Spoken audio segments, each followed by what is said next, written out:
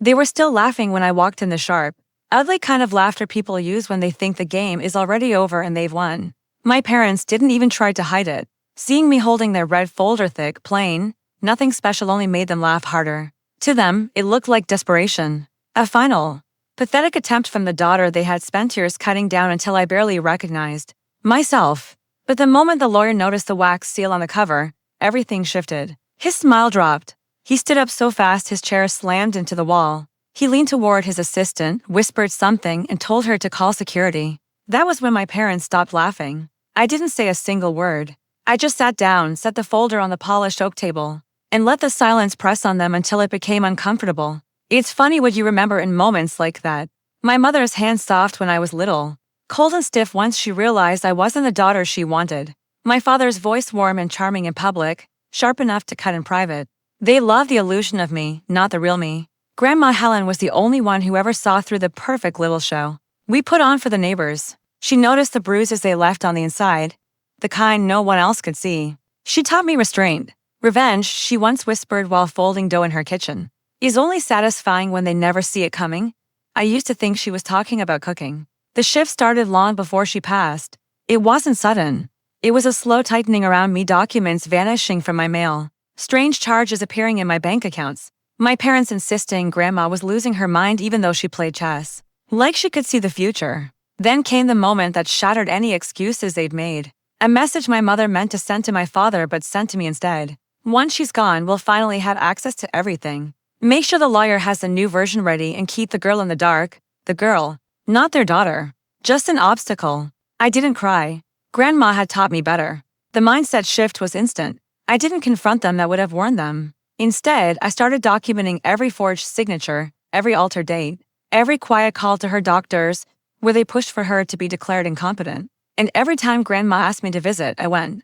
She'd watch me with those sharp blue eyes, like she could sense a storm beginning to form. A week before she died, she slipped a small brass key into my hand. No matter what they tell you, she whispered, trust what you know. I didn't fully understand then. I understood the day after she passed. Inside her safe deposit box was a red folder sealed with her crest pressed into hard wax. Inside were recordings, bank statements, letters, medical reports, everything proving my parents had spent years trying to take her assets and paint me as mentally unstable so I couldn't challenge them. She didn't leave me a mansion. She left me ammunition. So I studied every page until the timeline felt like a second heartbeat. I met with her real lawyer, the one they hadn't bought. He went pale the moment he saw the documents.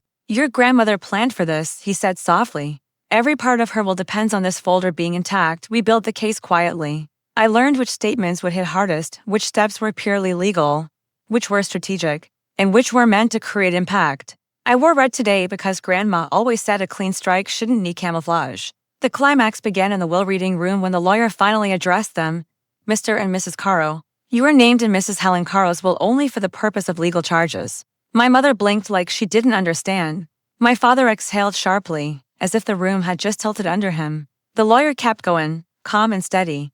Mrs. Caro left her entire estate to her granddaughter, along with evidence of your financial exploitation, medical manipulation, and attempted coercion. Then he opened the red folder.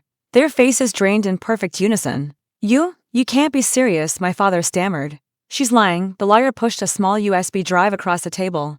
Your voices are on the recordings. Security walked in then, but not for them, for me. My mother reached toward me like she thought she could suddenly act like a mother again. Please, she whispered. We can fix this. I stood up, met her eyes, and finally spoke. You already fixed it. Grandma made sure of that. Resolution came quickly. They were escorted out before the will reading even started.